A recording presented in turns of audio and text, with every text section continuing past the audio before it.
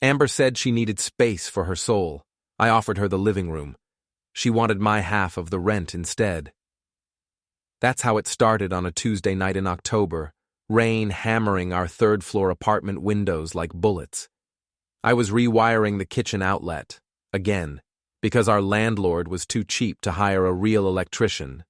Ironic, considering I am one. Before we dive deeper into this story, I have one small request. Please subscribe, drop a like, comment, and hit that hype button to boost this channel so more people can discover these incredible Reddit stories. Jake, we need to talk. Amber stood in the doorway, paint still under her fingernails from whatever masterpiece she'd abandoned that afternoon.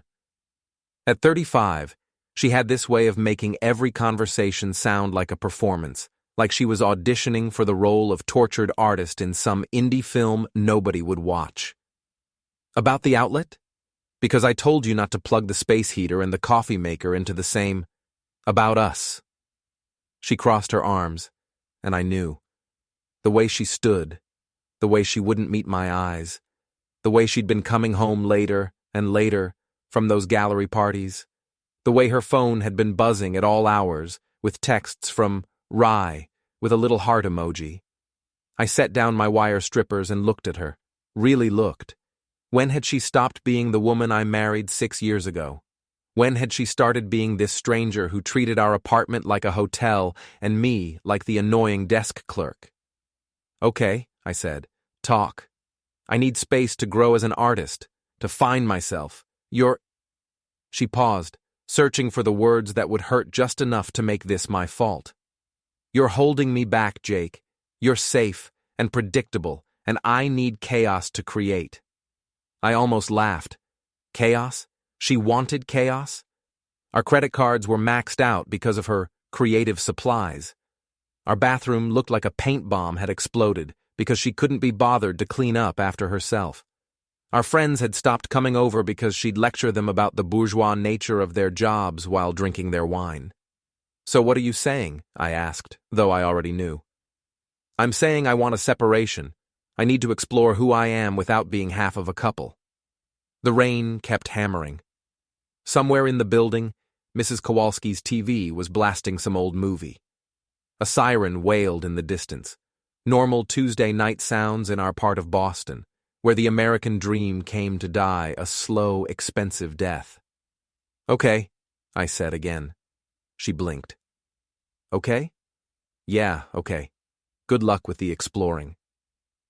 That wasn't the reaction she'd expected. I could see it in her face. The slight disappointment that I wasn't going to fight for her, wasn't going to beg her to stay, wasn't going to give her the dramatic scene she'd probably been rehearsing in her head for weeks. Just like that? She asked. Just like that. From the kitchen, I heard voices. Her friends, Kat and Jules, had been here all evening, supposedly helping her process her feelings. More likely, they'd been in there gossiping and drinking our wine while coaching her through this breakup speech. He's too boring for her, I heard Kat whisper, not nearly as quietly as she thought. She needs a real man who understands her art. Totally, Jules agreed. Jake's sweet, but he has no vision, no passion. I filed that away for later. Amazing how people who'd eaten our food and crashed on our couch for years could turn on you the second it became convenient. Amber was still standing there, waiting for something. Drama, maybe. Tears. A scene she could tell her friends about later, how I'd fallen apart when she left me. I'll start looking for a place tomorrow, I said instead. You don't have to move out right away. Yeah, I do. I started packing up my tools. You want space? You got it. All of it. Her phone buzzed on the counter. The screen lit up. Rye. Last night was wild. Next time just us? She grabbed it quickly, but I'd already seen enough. Guess the art wasn't the only thing getting nailed, I said. For the first time all evening, Amber looked genuinely uncomfortable. Jake, it's not what you think. It's exactly what I think. I stood up, brushing dust off my jeans. How long? How long what? How long have you been screwing Ryan Dalton? The silence stretched between us like a live wire. In the kitchen, Kat and Jules had gone quiet, probably pressing their ears to the door. 2 months, she said finally. 2 months. While I'd been working overtime to pay for her art supplies. While I'd been fixing everything in this apartment that she broke. While I'd been listening to her complain about how unfulfilled she felt, how she needed more excitement in her life. Well, I said, mystery solved. I walked past her toward the bedroom to pack a bag. She caught my arm. Jake, I'm sorry. I didn't mean for it to happen this way. I looked down at her hand on my arm, then back at her face. Yeah, you did. You meant for it to happen exactly this way.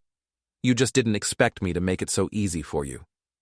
I shrugged her off and kept walking. Behind me, I heard her friends emerge from the kitchen, their voices a buzz of fake sympathy and real excitement. Nothing like a good breakup to spice up their boring suburban lives. As I threw clothes into a duffel bag, I could hear them in the living room, already spinning the narrative. Poor Amber, trapped in a loveless marriage with a man who didn't understand her needs. Brave Amber, finally finding the courage to follow her heart. Saint Amber, sacrificing security for art and passion. My phone rang.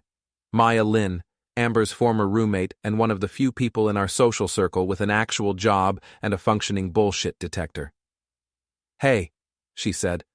I just got a very interesting text from Jules about how you and Amber are separating and it's all very amicable and mature. That's one way to put it. What's another way? She's been cheating on me with that sleazy gallery owner Ryan Dalton, and now she wants me to move out so she can have the apartment to herself for her artistic journey. Maya was quiet for a moment. Then, that bitch. Yeah. Where are you going to stay? Hotel tonight. Tomorrow I'll figure something out. Stay with me. I've got a couch and a coffee maker that doesn't require an electrical engineering degree to operate. Despite everything, I smiled. Maya had always been the practical one in our group, the software engineer who paid her bills on time and didn't think having a job was selling out to the man. Thanks. I'll call you tomorrow. Jake? Yeah? For what it's worth, you're better off without her. She's been a selfish, pretentious pain in the ass for years. We all just put up with it because she was your wife. After I hung up, I sat on the edge of the bed I'd shared with Amber for 6 years and tried to figure out how I felt.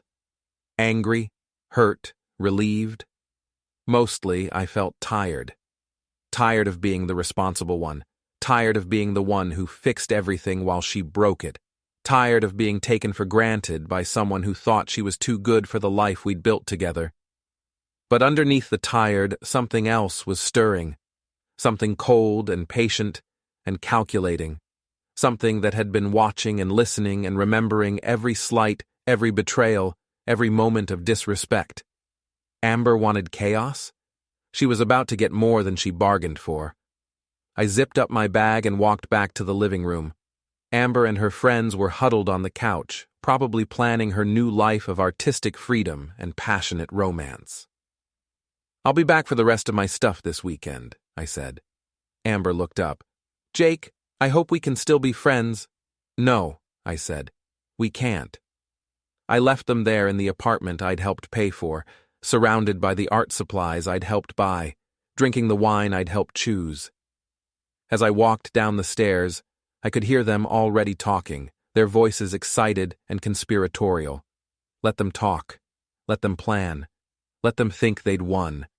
They had no idea what was coming. 3 days later, I was officially a bachelor again, crashing on Maya's couch in her neat little apartment in Somerville.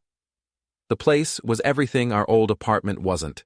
Clean, organized, decorated with actual furniture instead of thrift store finds and found objects that were really just trash Amber thought looked artistic. Coffee? Maya asked, emerging from her bedroom in a bathrobe and fuzzy slippers. Even first thing in the morning, she looked more put together than Amber did on her best day. Please. I folded up the blanket she'd given me. Thanks again for letting me crash here. Don't mention it. Besides, It's nice having someone around who doesn't leave paint in the sink or empty wine bottles on every surface. She started the coffee maker, a normal one that plugged into the wall and made coffee without requiring a degree in electrical engineering. Any word from the soon-to-be ex-wife? 17 missed calls yesterday, 12 texts. I showed her my phone. She's discovered that the rent is due in 2 weeks and she can't afford it on her own. Maya read over the messages, her expression growing more disgusted with each one. Jake, I know you're hurt, but we're both adults here. I just need a little help getting back on my feet. You know I'm good for it. She handed the phone back. Jesus, the audacity. My personal favorite is the one where she says she'll be homeless if I don't help her out, followed immediately by a photo of her and Ryan at some fancy restaurant downtown. Posted on Instagram, I assume? With the caption, "Living my best life with my muse." Maya poured coffee into 2 mugs. So what are you going to do? Nothing. Nothing. Nothing. She wanted independence. She got it. She wanted to explore life without me. She can explore paying rent without me too. Maya grinned. I like this new Jake. He's got more spine than the old one. The old Jake would have felt guilty, would have worried about Amber being homeless, would have found a way to help her out even after she'd cheated on him and thrown him away like yesterday's newspaper. The old Jake was a people-pleaser who thought being a good person meant being a doormat. The new Jake was learning that sometimes being good to other people meant being bad to the people who'd been bad to you. My phone buzzed. Another text from Amber. Jake, please, I know you're angry, but I can't do this alone. I need you. I showed it to Maya. "Aw," she said, voice dripping with fake sympathy. Poor little artist needs her safety net back. Too bad she cut the rope herself. You know what the funny thing is? She's not even a good artist. I mean, I'm no expert, but I've seen her stuff. It's amateur hour, college freshman level at best. But Ryan told her she had raw talent and untapped potential, right? How did you know? Because that's what sleazy older men tell young women when they want to sleep with them. It's the art world equivalent of, you should be a model. I thought about Ryan Dalton, 41 years old, owned a small gallery in the South End that showed mostly local artists nobody had ever heard of. He dressed like he thought he was in a French New Wave film, all black turtlenecks and expensive jeans. He had opinions about wine and spoke with a faint accent that I was pretty sure was fake. What do you know about him? I asked. Ryan? Not much. He's been around the scene for years, never married, always dating someone new, usually someone young and naive who thinks he's going to make her career. Maya sipped her coffee thoughtfully. Word is he's got money problems. The gallery's not doing well, and he's got expensive tastes. Interesting. Why? No reason, just curious about the man who stole my wife. He didn't steal her, Jake. She threw herself at him. There's a difference. My phone rang. Not Amber this time. Tony, my work partner. Jake, where the hell are you? We've got 3 jobs today and Mrs. Patterson's been calling every hour about her kitchen rewiring. Sorry, man. I'll be there in an hour. Everything okay? You sound weird. Just some personal stuff. I'll fill you in later. After I hung up, Maya looked at me with concern. You sure you're okay? I mean, really okay? Because if you need to talk or cry or punch something, I've got tissues and a heavy bag in the basement. I'm fine. Better than fine, actually. For the first time in years, I feel like I can breathe. And it was true. Walking away from Amber, from the constant drama and financial stress and emotional manipulation, felt like taking off a heavy backpack I'd been carrying for so long, I'd forgotten what it felt like to stand up straight. Good, Maya said, because you deserve better than what she gave you.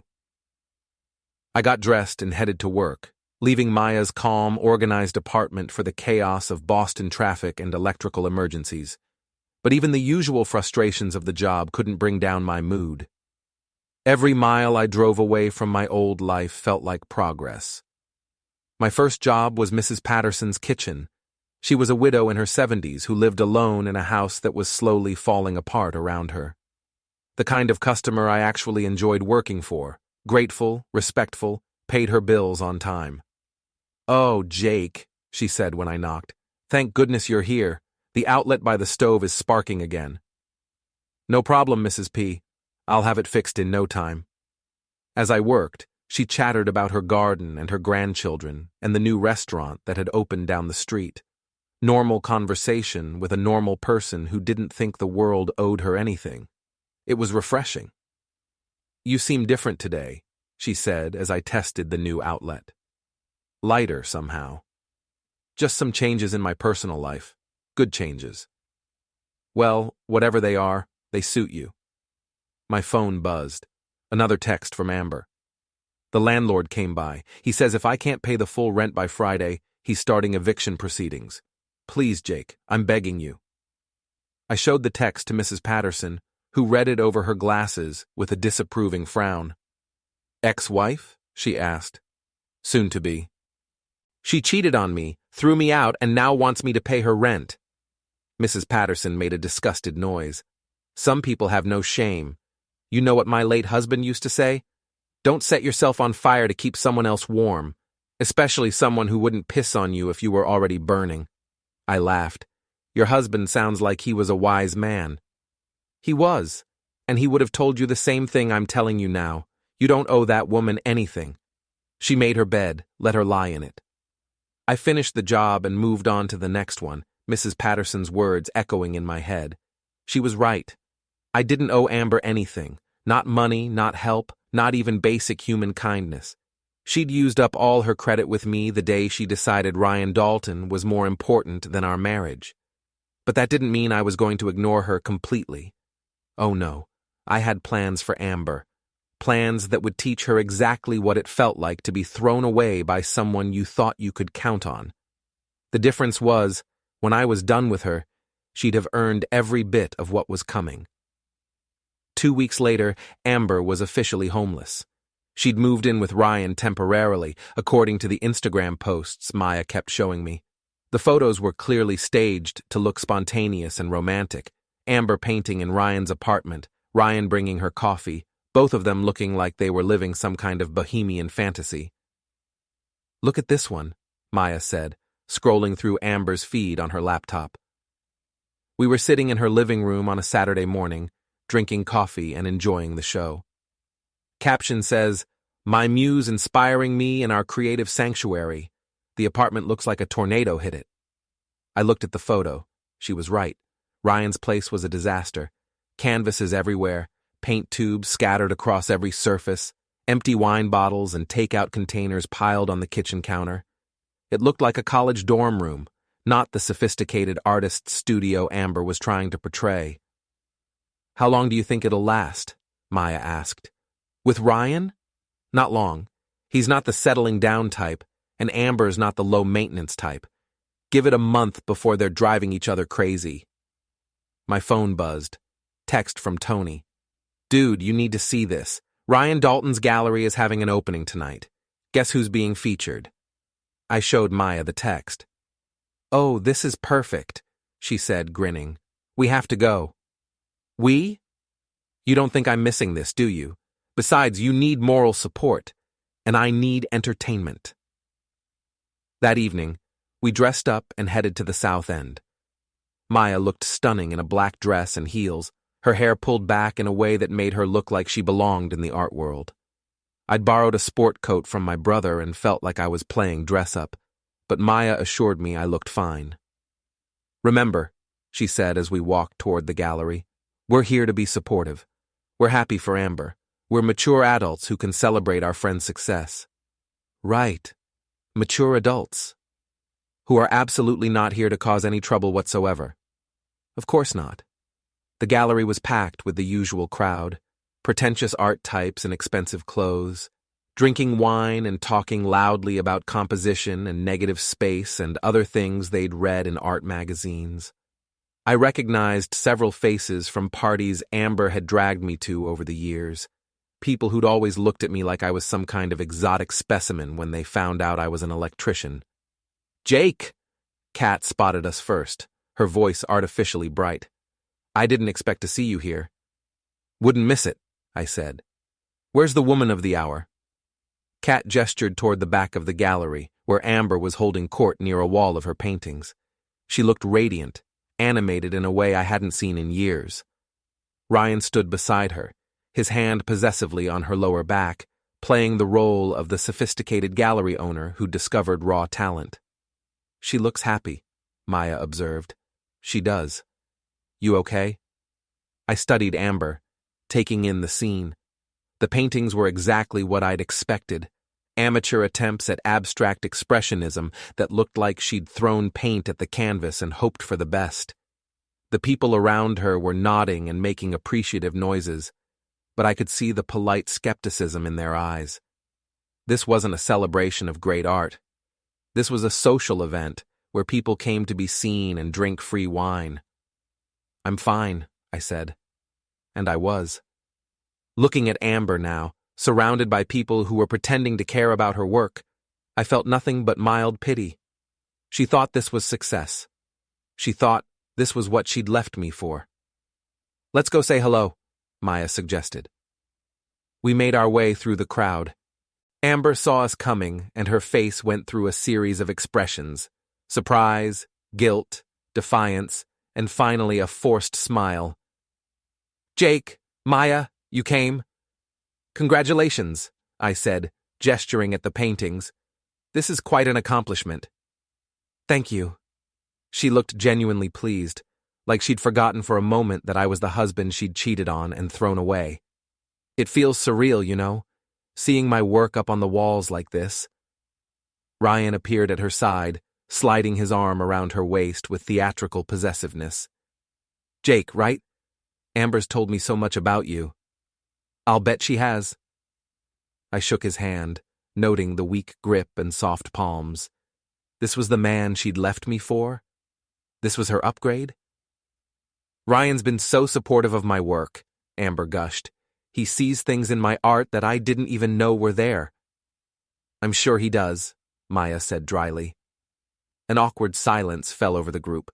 Other people started drifting toward us, sensing drama in the air like sharks smelling blood. Well, I said finally, we should let you get back to your admirers. Enjoy your big night.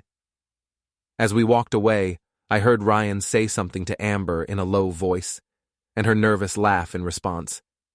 That was very mature of you, Maya said. I'm proud. The night's still young. We got drinks and mingled, listening to conversations about Amber's bold use of color and fearless emotional honesty. It was all bullshit and everyone knew it, but they played along because that's what you did at these things. Excuse me, a woman's voice said behind us. Aren't you Jake Harper?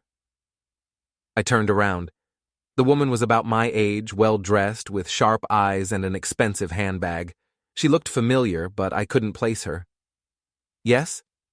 I'm Patricia Dalton, Ryan's wife. Maya and I exchanged glances. Wife? I didn't know Ryan was married, I said carefully. Patricia smiled, but it didn't reach her eyes. Most people don't. We've been separated for 6 months, but we're not divorced yet. I came tonight because I heard he was featuring his new girlfriend's work. She looked across the room at Ryan and Amber, who were posing for photos with one of her paintings. She's very young, Patricia observed. 35, I said. Young for Ryan. His last girlfriend was 23. The one before that was 26.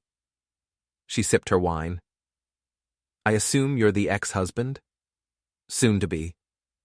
How long were they carrying on before you found out? 2 months, according to her. Patricia nodded. That sounds about right. Ryan's not very good at keeping secrets. He gets careless when he thinks he's found his next great love. Next? Oh yes, there's always a next with Ryan. He falls in love with the idea of being in love, but the reality never quite lives up to the fantasy. She looked at me with something like sympathy. I'm sorry about your marriage. I know how much it hurts to be replaced. I'm getting over it. Good. Because between you and me, this won't last. Ryan gets bored easily, and your ex-wife strikes me as the type who requires a lot of attention. As if to prove her point, Amber's laugh rang out across the gallery, loud and attention-seeking. How long do you give them? Maya asked. Patricia considered. 3 months, maybe less if his financial situation doesn't improve. Financial situation? The gallery's hemorrhaging money. Has been for 2 years. Ryan's been keeping it afloat with credit cards and loans, but that's not sustainable. She finished her wine. I should go. I just wanted to see what all the fuss was about. She started to leave, then turned back. Mr. Harper, a word of advice? Don't let them make you the villain in their story. People like Ryan and your ex-wife, they need someone to blame for their own bad choices. Don't give them the satisfaction. After she left, Maya and I stood in stunned silence. Holy shit, Maya said finally. Yeah. Did you know? That he was married? No, but it explains a lot. We stayed for another hour, watching Amber bask in her moment of glory while Ryan played the devoted patron of the arts. But now I saw the cracks in the performance. The way Ryan's eyes wandered when Amber was talking, the forced quality of his laughter, the tension in his shoulders when people asked about the gallery's future. This wasn't a love story. This was 2 people using each other, and neither of them was smart enough to realize the other one was playing the same game. As we left, I felt something I hadn't expected. Gratitude. Gratitude that Amber had shown me who she really was before I wasted any more years on her. Gratitude that I was free to build a new life with someone who actually deserved my time and energy. And gratitude that I was about to be in the perfect position to watch her world fall apart when reality came knocking. So, Maya said as we walked to the car, what now? Now? Now we wait, and we watch. And when the time is right, we make sure they get exactly what they deserve. I like the sound of that.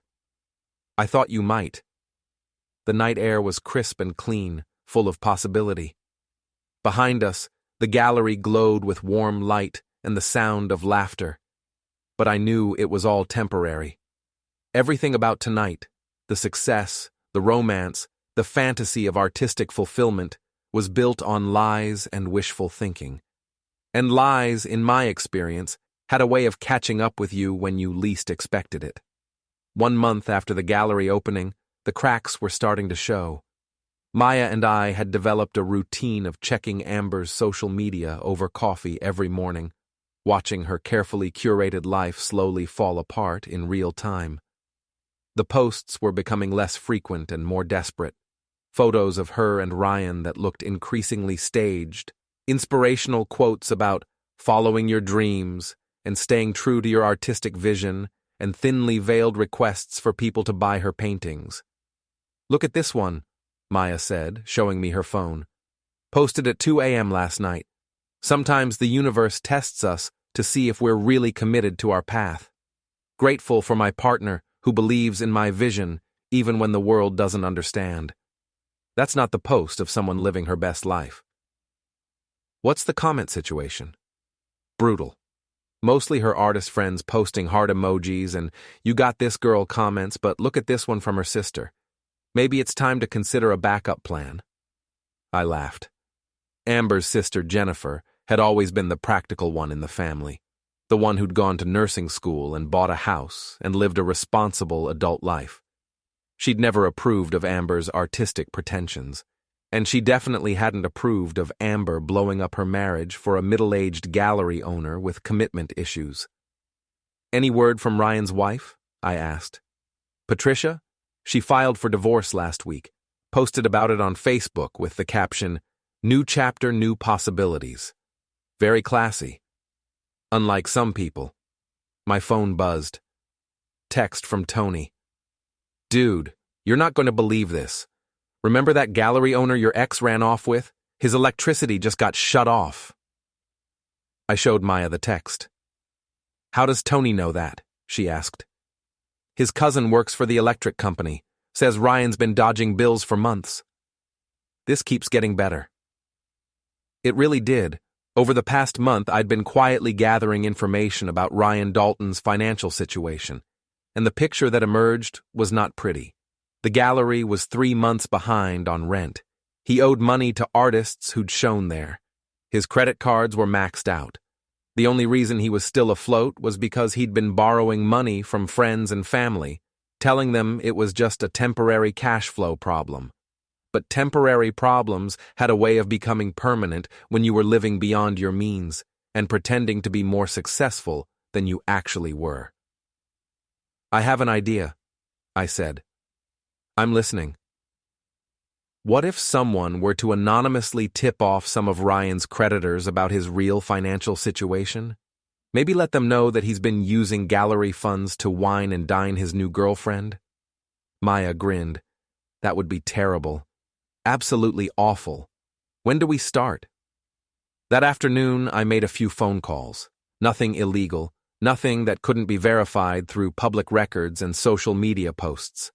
I simply made sure that the right people had access to the right information at the right time. The landlord of Ryan's gallery building, for instance, might be interested to know that Ryan had been posting photos of expensive dinners and weekend getaways while claiming he couldn't make rent payments.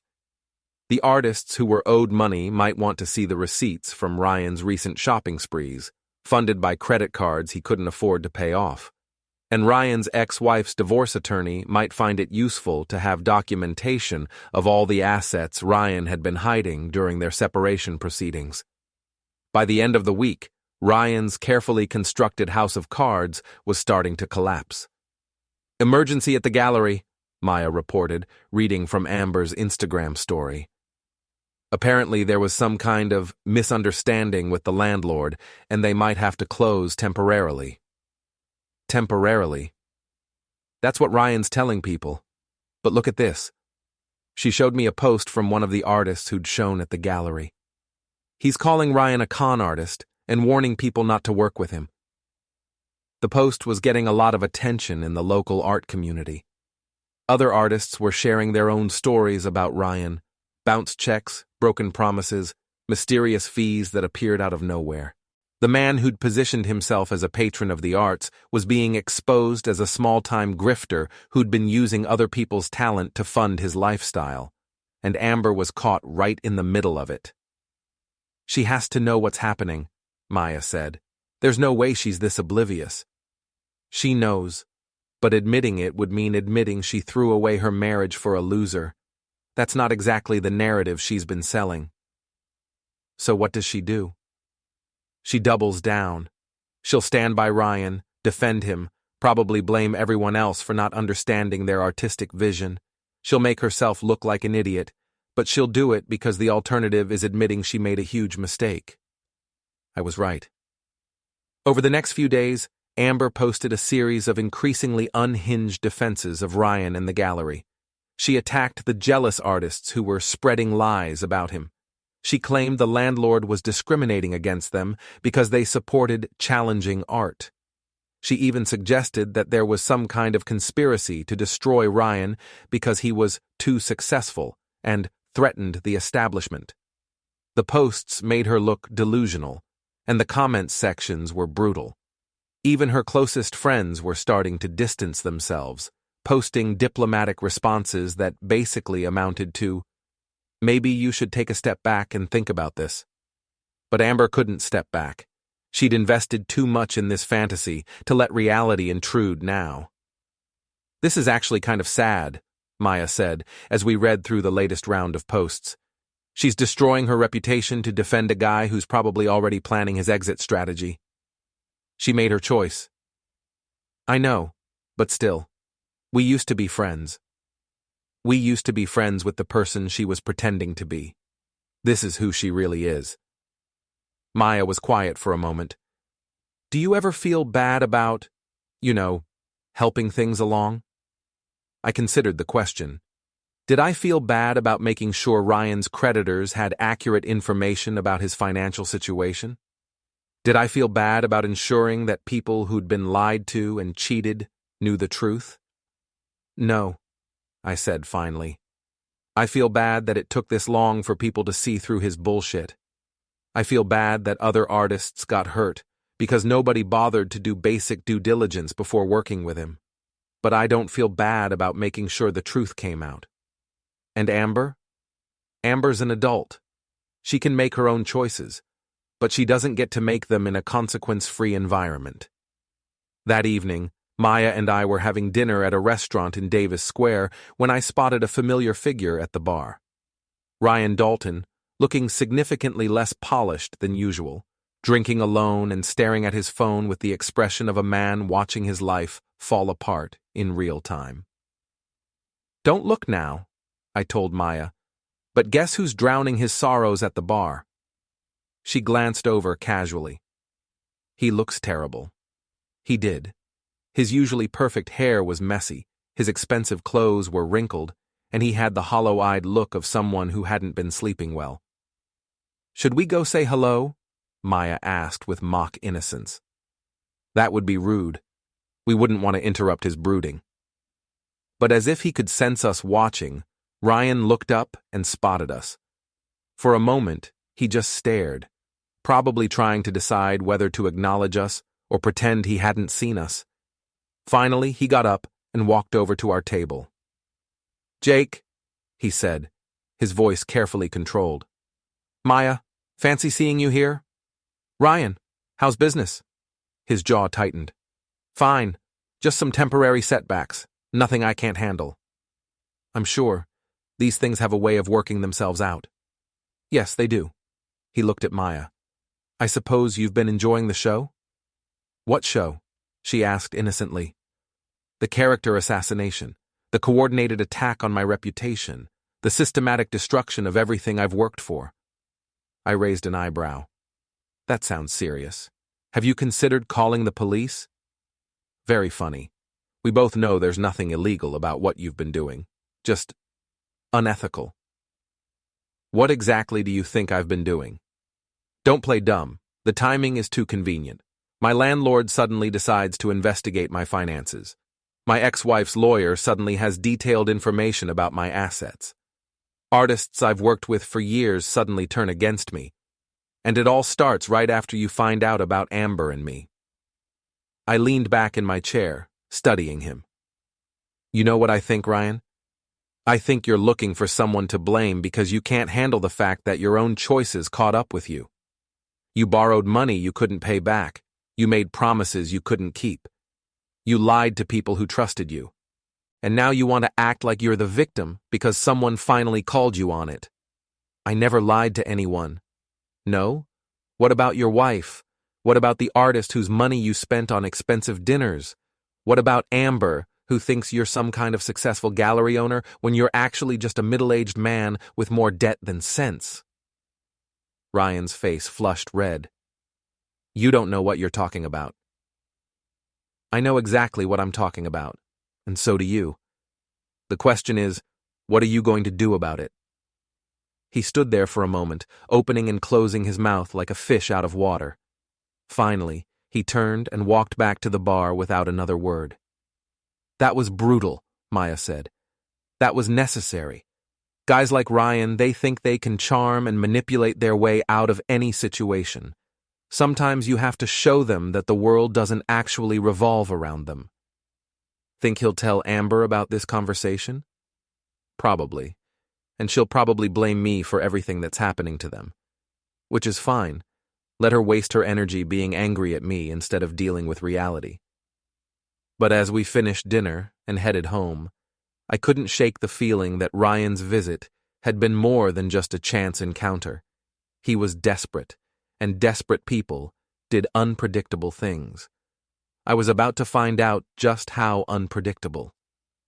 The confrontation came on a Thursday night at Murphy's Pub, the dive bar where Maya and I had started meeting for drinks after work. It was our place now, somewhere we could decompress and laugh about the increasingly ridiculous drama surrounding Amber and Ryan. We were sitting in our usual booth, splitting a basket of wings and watching the Red Sox lose on the TV above the bar, when the door opened and half our old social circle walked in. Kat, Jules, Spencer, and 2 other people I recognized from various parties over the years. Shit, Maya muttered. This doesn't look like a coincidence. She was right. They spotted us immediately and made a beeline for our table, their faces set with the kind of righteous anger that comes from believing your own bullshit. Well, well, Kat said, sliding into the booth across from us without being invited. If it isn't Jake and Maya, the dynamic duo of destruction. Hey, Kat, I said mildly. How's it going? How's it going? Really? You're going to sit there and act innocent after what you've done to Amber? The rest of them crowded around the table, creating a semicircle of accusation and fake moral outrage. Other patrons were starting to stare, sensing drama. What exactly do you think I've done to Amber? I asked. Don't play dumb, Jules snapped. We know you've been sabotaging Ryan's business, spreading lies, turning people against him, trying to destroy their relationship because you can't handle the fact that she left you for a better man. Maya snorted. Better man? Ryan Dalton? The guy who's been lying about his finances and cheating on his wife? He's getting divorced, Spencer said, and his business problems are temporary. He's a respected member of the art community. Was, I corrected, past tense. Hard to maintain respect when people find out you've been bouncing checks and spending other people's money. You ruined him!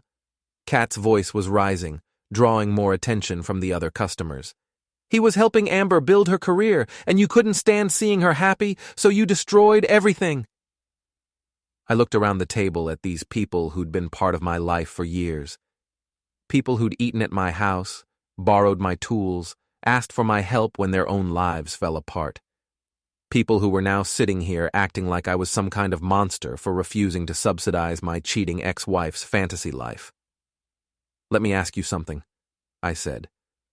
How much money have you loaned Amber since she moved out? Kat blinked. What? Money.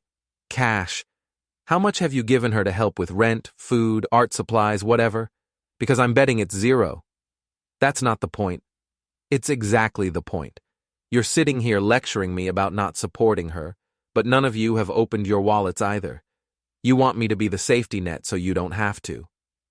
She's your wife, Jules protested, ex-wife, who cheated on me, with a married man, but somehow I'm the bad guy for not paying her bills.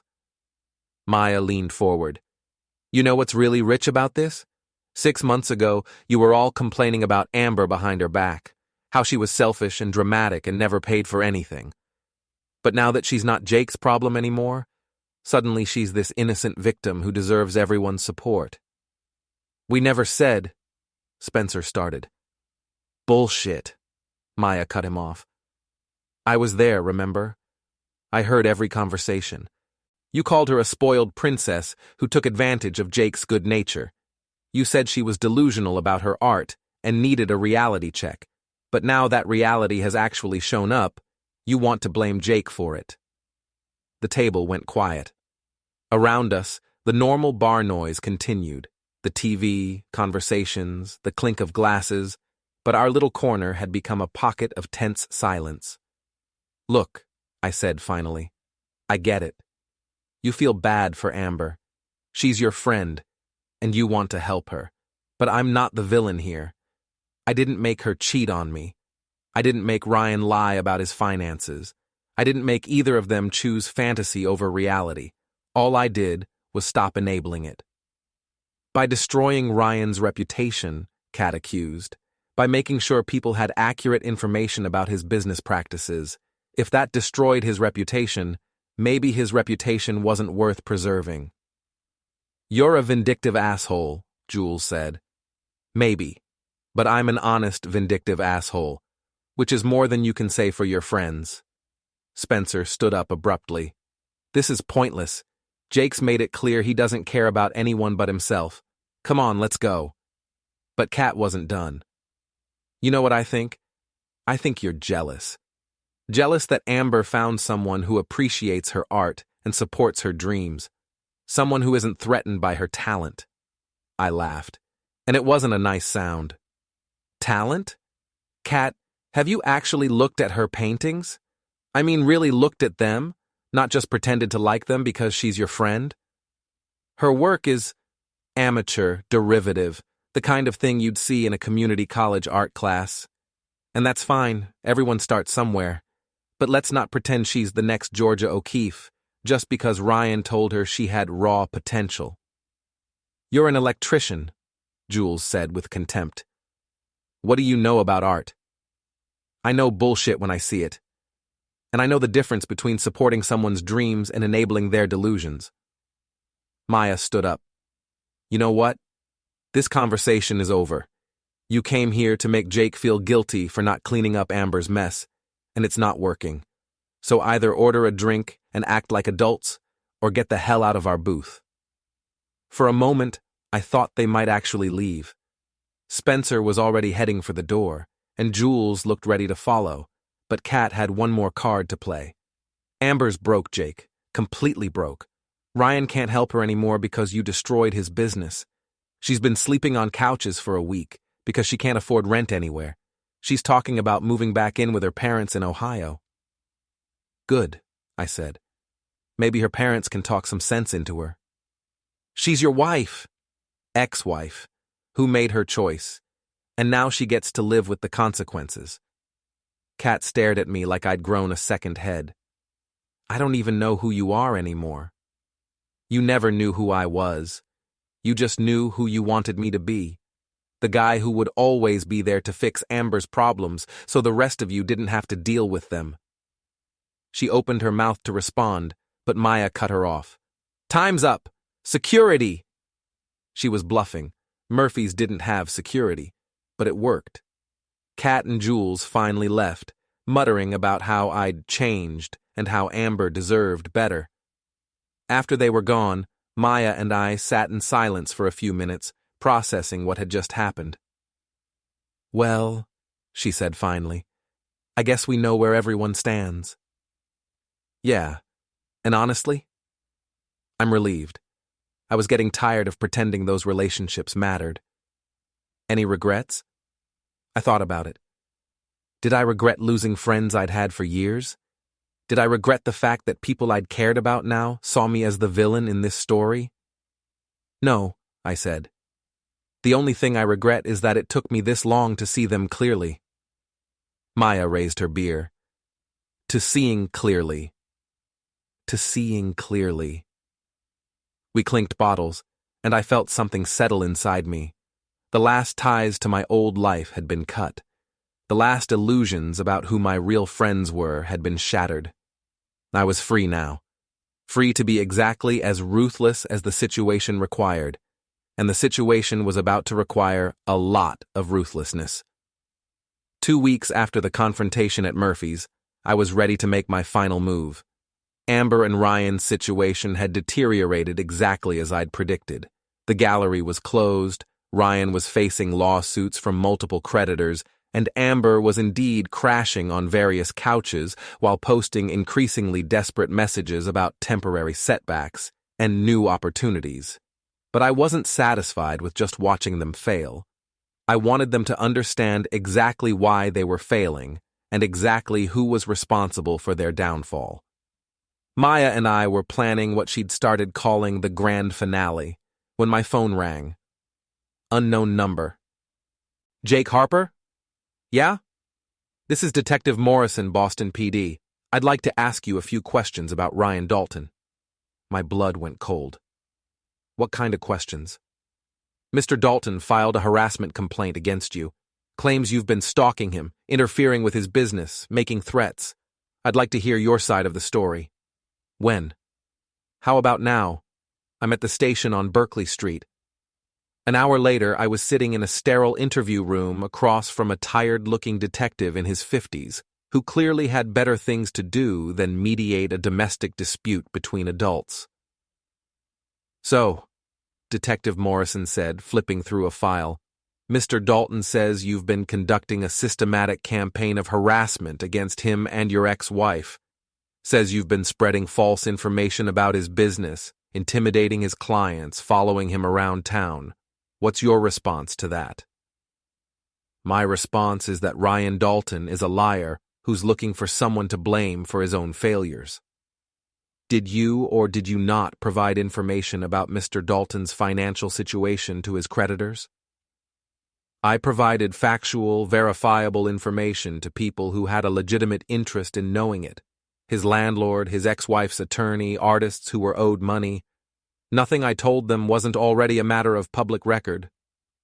And the following him around town? I've run into him twice in public places, once at a restaurant, once at his gallery opening. Both times were coincidental. Morrison looked skeptical. Pretty big coincidences. Boston's a small town when you move in the same circles. Look, detective, I'm not stalking anyone.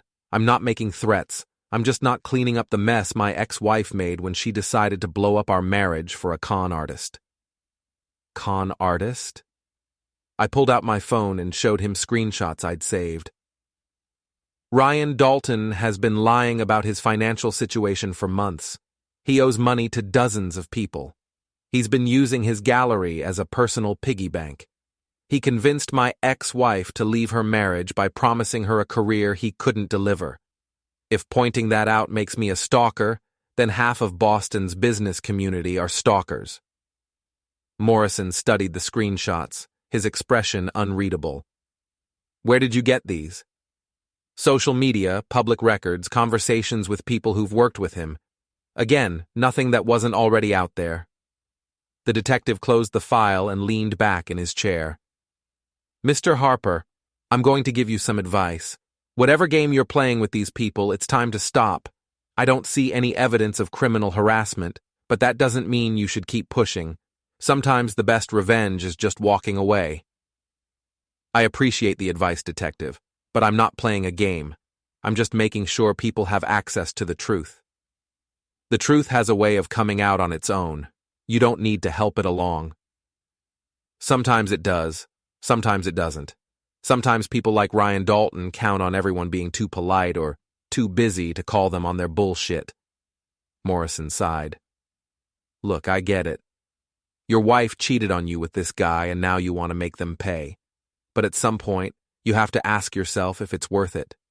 Is destroying them going to make you feel better, or is it just going to turn you into someone you don't want to be? I thought about his question as I drove home. Was I becoming someone I didn't want to be? Was the satisfaction of watching Amber and Ryan's world crumble worth the energy I was putting into it? The answer was yes. Absolutely yes. Because this wasn't just about revenge. This was about justice. This was about making sure that people who used and manipulated others faced consequences for their actions. This was about refusing to be the nice guy who got stepped on while the bad guys got rewarded. When I got back to Maya's apartment, she was waiting with Chinese takeout and a bottle of wine. How did it go? She asked. Morrison was actually pretty reasonable. He basically told me to be more careful, but he didn't seem inclined to pursue it. Good, because I have news. She handed me her laptop, which was open to a Facebook event page. Guess who's having a new beginnings party this Saturday? I read the description. Amber was throwing a party to celebrate new chapters and artistic growth at some friend's apartment in Cambridge. The guest list included most of our old social circle, plus various art world hangers-on. She's really doubling down on the delusion, I said. Gets better. Look at the comments. I scrolled through the responses. Most were politely enthusiastic, but there were several pointed questions about Ryan's absence from the event and Amber's living situation. Ryan's not going? According to my sources, they had a huge fight last week. Something about money and whose fault it was that everything fell apart. He's been staying with friends, and she's been couch surfing. The great romance is officially over. I felt a surge of satisfaction. Everything was playing out exactly as I'd hoped. So what's the plan for Saturday? Maya asked. We're going to the party. Are we invited? Do we care? Maya grinned. I like where this is going. Saturday night, we dressed up and headed to Cambridge. The party was in a converted warehouse that had been divided into artist studios, the kind of place that looked edgy and authentic, but was actually just poorly maintained and overpriced. The party was already in full swing when we arrived. Amber was holding court in the center of the main room, surrounded by the usual suspects, telling stories about her artistic journey and her plans for the future. She looked thinner than I remembered, and there was something brittle about her smile. "Jake!" She spotted us immediately, her voice overly bright. "Maya, I wasn't sure you'd come." "Wouldn't miss it," I said. "Congratulations on your new beginning." "Thank you. It's been a challenging time, but I'm excited about what's ahead." "Where's Ryan?" Her smile flickered for just a moment. "Ryan and I have decided to pursue separate paths. We're both focusing on our individual growth right now." "That's very mature of you." Around us, conversations had quieted as people sensed the tension. Everyone knew the story by now: the cheating, the breakup, the financial collapse, the harassment complaint. We were the evening's entertainment. "I heard the gallery closed," Maya said with fake concern. "That must have been difficult." "It's just temporary," Amber said quickly. "Ryan's restructuring, looking for new investors. The art world is very volatile right now." "I'm sure it is." Kat appeared at Amber's side, her expression hostile. "I'm surprised you have the nerve to show up here." "Why wouldn't I?" I asked. "Amber and I are adults. We can be civil." "Civil? After what you did to her?" "What exactly did I do to her?" The question hung in the air like a challenge. Around us, the party had gone completely quiet. Everyone was watching, waiting to see how this would play out. "You know what you did," Kat said. "No, I really don't. Please, enlighten me." Amber put a hand on Kat's arm. "It's okay. Jake has every right to be here." But Kat wasn't backing down. "You sabotaged Ryan's business because you couldn't handle Amber being happy with someone else. You spread lies and turned people against them. You're the reason they lost everything." "I'm the reason?" I looked around the room, making eye contact with as many people as possible. "Let me tell you what actually happened. Amber cheated on me with a married man who was lying about his financial situation. When I found out, I moved out and stopped paying for her lifestyle. When Ryan's business collapsed because he was spending more money than he was making, I made sure people knew the truth about why their checks were bouncing and their rent wasn't being paid. If that makes me the bad guy in your story, then I guess I'm the bad guy." "You destroyed their relationship," Jules chimed in. "Their relationship destroyed itself. I just refused to pretend it was something it wasn't." "You're bitter and vindictive," Spencer added. "You're right. I am bitter. I'm bitter that I wasted 6 years of my life on someone who thought so little of me that she threw away our marriage for a con artist. I'm bitter that people I considered friends are more concerned with protecting a cheater's feelings than they are with basic honesty. And yes, I'm vindictive enough to make sure that people who lie and cheat and manipulate others face consequences for their actions." The room was dead silent now. Even the music had stopped. "But you know what I'm not?" I continued. "I'm not broke. I'm not homeless. I'm not desperately trying to convince people that my failures are someone else's fault. I'm not throwing parties to celebrate new beginnings while crashing on couches and begging for money." Amber's face had gone pale. "Jake, please." "Please what? Please pretend that everything is fine? Please go back to being the nice guy who cleans up your messes? Please let you rewrite history so you can feel better about the choices you made?" I stepped closer to her, close enough that only she could hear what I said next. "You wanted chaos, Amber. You wanted excitement. You wanted to feel alive. Well, congratulations. How's it working out for you?" She stared at me with tears in her eyes, and for a moment I almost felt sorry for her. Almost. Then I remembered the night she told me she needed space. The way she'd looked at me like I was nothing. The way she'd moved on so quickly, so easily, like our 6 years together had meant nothing at all. "Enjoy your new beginning," I said loud enough for everyone to hear. "You've earned it." Maya and I walked out of the party without another word, leaving behind a room full of shocked faces and uncomfortable silence. "Holy shit," Maya said as we got in the car. "That was brutal." "That was necessary." "How do you feel?" I thought about it. How did I feel? Satisfied? Vindicated? Hollow? Free, I said finally. I feel free. And I did. For the first time since this whole mess started, I felt like I could breathe again. The weight of pretending to be the bigger person, of letting other people control the narrative, of caring what happened to people who'd never really cared about me, all of that was gone. I was done being the victim in this story. I was done being the nice guy who finished last. I was done caring about people who'd proven they weren't worth caring about. As we drove through the Boston streets, rain starting to fall on the windshield, I felt something I hadn't felt in months. Hope. Hope for a future that didn't include cleaning up other people's messes.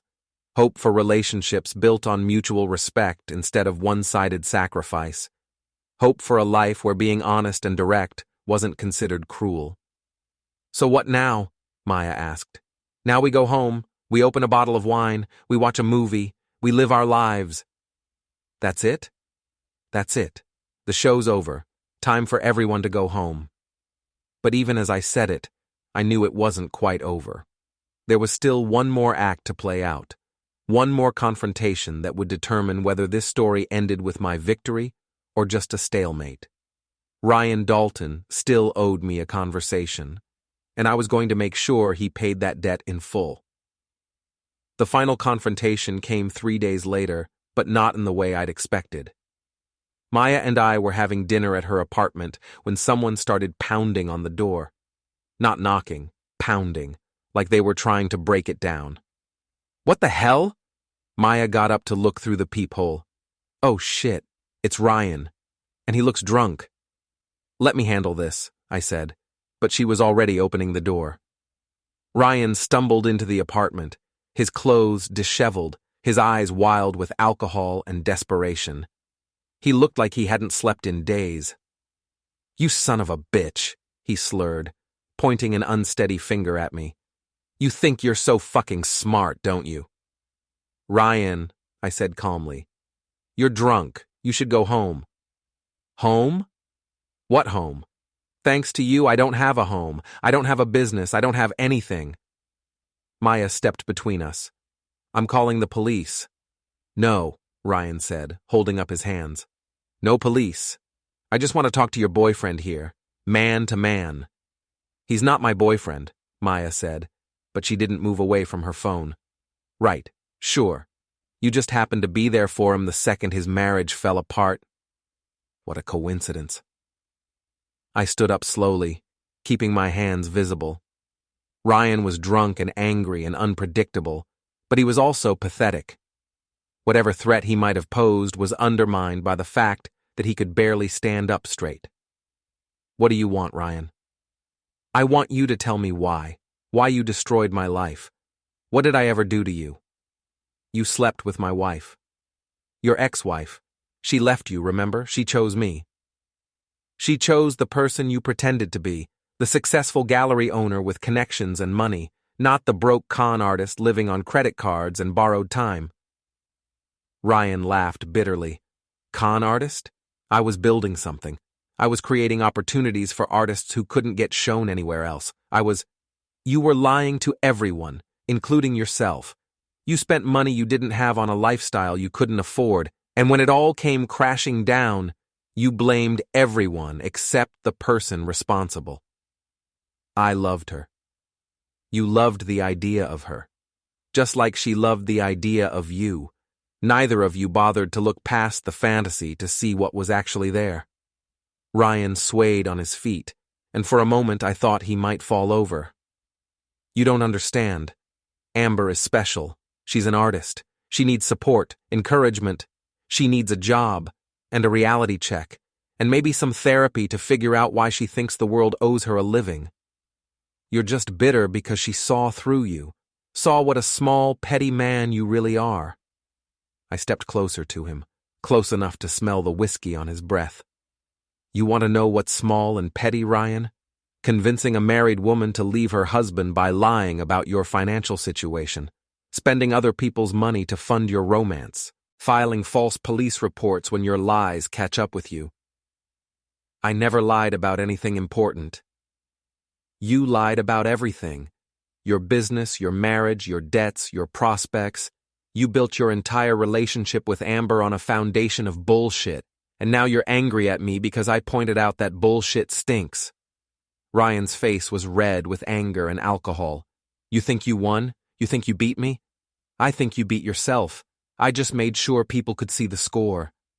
Well, congratulations. You got your revenge. I lost my business, my wife left me, Amber won't return my calls, and I'm probably going to have to declare bankruptcy. Are you happy now? I considered the question.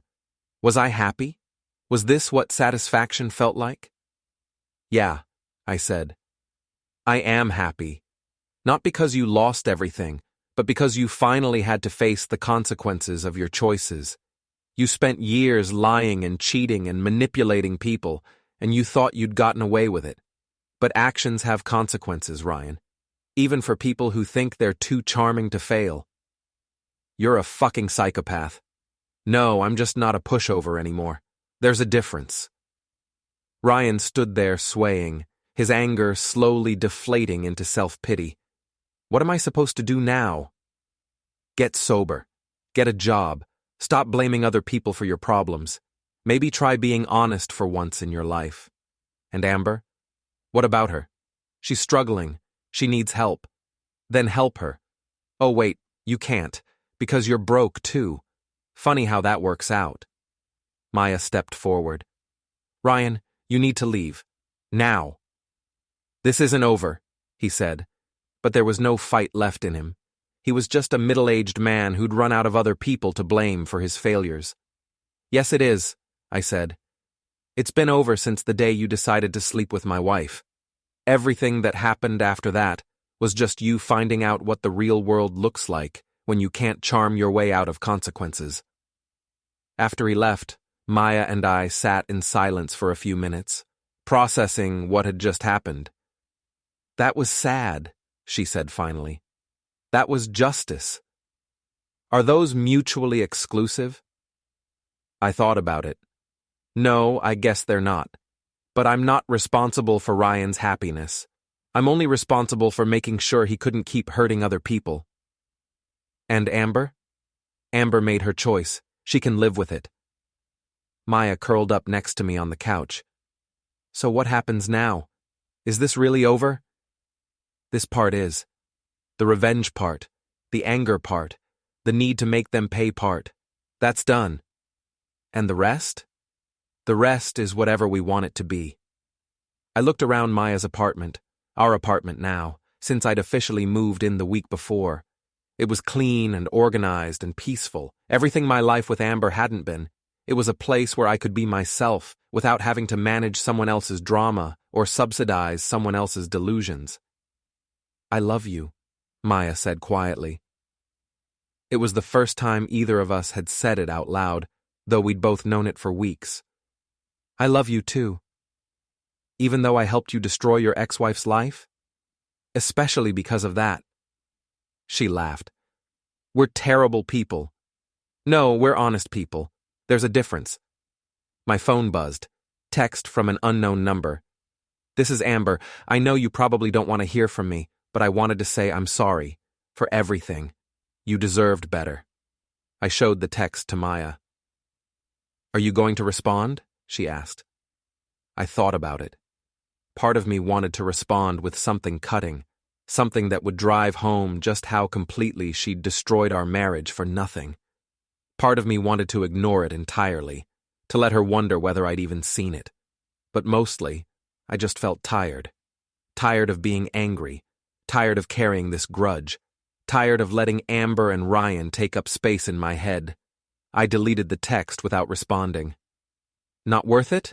Maya asked. Not worth it. Outside, Boston was settling into another rainy evening. Somewhere out there, Amber was probably crashing on another couch, wondering how her life had gone so wrong so quickly. Somewhere else, Ryan was probably drinking himself into another stupor, blaming everyone but himself for his failures.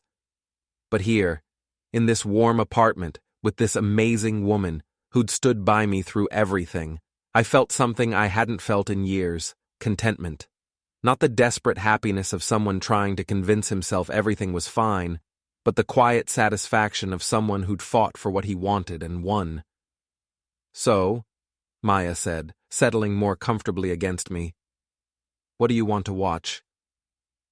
"Anything," I said. "As long as it has a happy ending.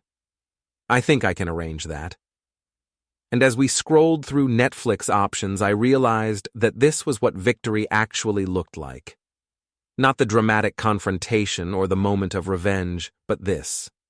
A quiet evening with someone who loved me in a home we'd built together, free from the chaos and drama that had defined my old life. Amber had been right about one thing. I was boring and predictable. But boring and predictable had turned out to be exactly what I needed, what we both needed. The rest of the world could keep their chaos and drama and passionate dysfunction. I'd found something better: peace.